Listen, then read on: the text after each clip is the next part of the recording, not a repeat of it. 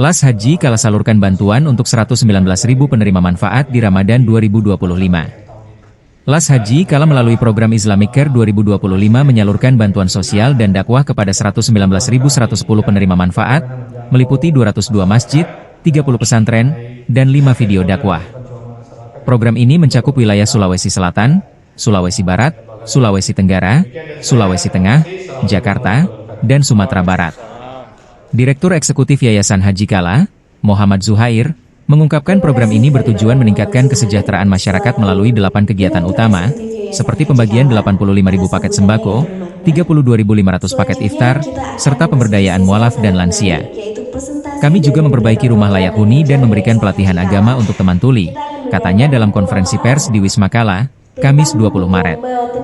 Salman Febriansyah, Program Manajer Islamic Care, menambahkan bahwa program seperti Tebardai Desa Bangkit Sejahtera melatih imam dan pengajar TPQ di desa binaan selama 6 bulan.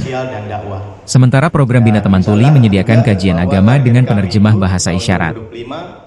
Yaitu jumlah penerima manfaat sebanyak 119.110 orang. Ya. Kemudian untuk masjid. Terus cara memilih desa yang kami gunakan itu ada 3 indikator.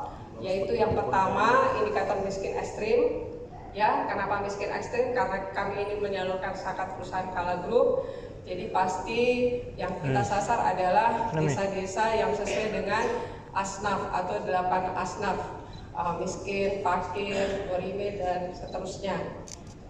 Kita pakai atau kita ambil 30% karena rata-rata desa jika individu miskin RI dari program Komdef, dan untuk saat ini di tahun 2025